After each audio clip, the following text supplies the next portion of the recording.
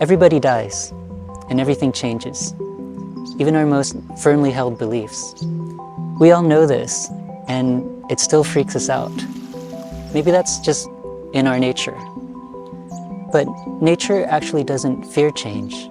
Nature is change. When life feels really hard, when it's mostly disappointments, self-doubt, self-judgment, I come here.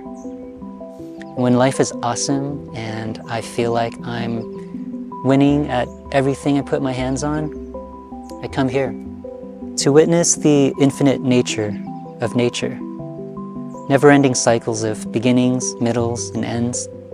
And that's us. To be reminded of this is humbling and comforting. Everything dies and everything changes. How can that possibly be comforting? Stick around, I'll tell you. My name is Bao Vo, and this is Mind Over Matcha, where I and my guests share our everyday epiphanies, which are tiny droplets of wisdom with the possibility to change the way you look at the world. Take what you need and leave the rest. When I make art, it's usually to capture a moment, a song, an image, a big idea. Even how I present myself is meant to capture who I think I am. As I got older, I found that nothing I make is truly final, truly finished. It evolves and continues evolving. Even creations that have come and gone, somehow they're gone, but they're still around. Kind of like the people that we love. You see, I think that endings only apply to fixed ideas, fixed things. Even an event like when you were born, or the eruption of Mount Vesuvius. We apply these arbitrary beginnings and ends to them just so we can communicate them with others. It's a natural thing that we do as human beings.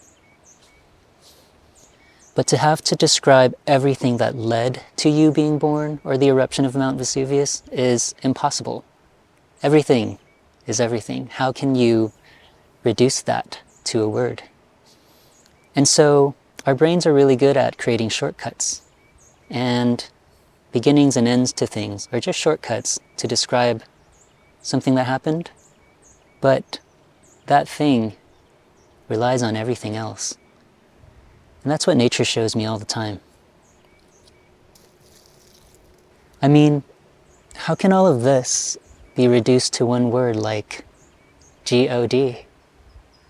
Everything is a fluid river of change, including myself and who I think I am. As soon as I observe something, it's already changed. And that's impermanence. And it's nothing to be afraid of.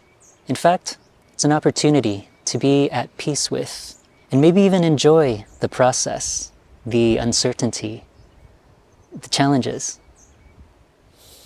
We are part of that continuous, fluid transition of nature. But it's easy to forget that, being in these meat suits with these brains that really love shortcuts. It's a really good reality check to come out here every once in a while, when things are going bad or when things are even going great.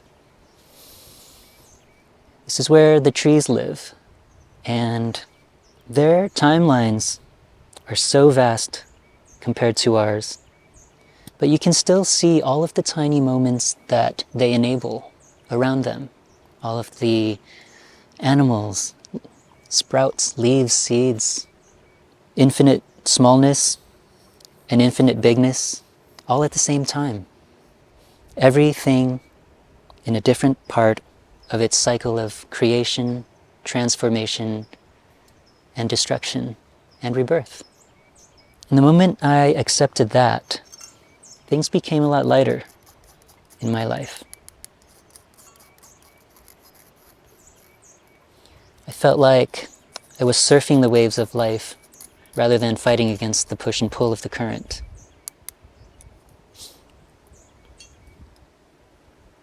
So my way of making sure that I stick to something is I start very few things, but they're all things that I'm really passionate about. And this applies to my work, This applies to my relationships, my friendships, my belongings, and even my self-perception. So I start fewer things, but they're things that I become pretty attached to. And I think all of us do this. We hang on to things because we feel like they're a part of who we are. They're a part of our self-identities. Some of my most meaningful work has been during transition, when I didn't know what the heck was going on, when I was still exploring. Some of my best life moments have been like that. Moments of growth where it was painful to leave some idea of myself and do something I didn't know. It's kind of freaky. But I think it's pretty scary to think about it as a battle. Instead, I like to think of it as a dance, and it makes it feel more fun, more like an activity I want to be involved in, and I think that's life. See, holding on really tightly doesn't really stop the change. It just drains you of all your energy because you're fighting the whole time. All this energy you could be using to dance with the change. So where are you right now?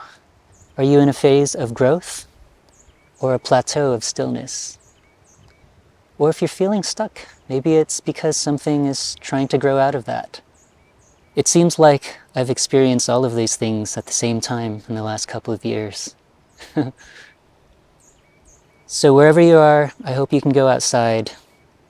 I hope you can watch the trees, smell the air, listen to the birds, pet the mushrooms, see every rock, see every leaf, and it's part of the cycle. And this is you too. So what are you becoming next?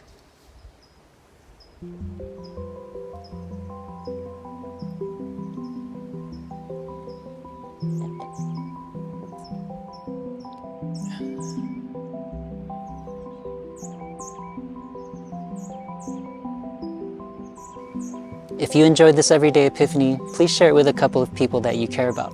Hit the like button, of course, and subscribe if you haven't. I'm actually writing a book called Baoisms, Everyday Epiphanies of a Mindful Artist. And if you want to pre-order the book, or if you want to support any of my other projects, please go to baovomusic.com. Thanks for joining me for Mind Over Matcha. I'll see you next time.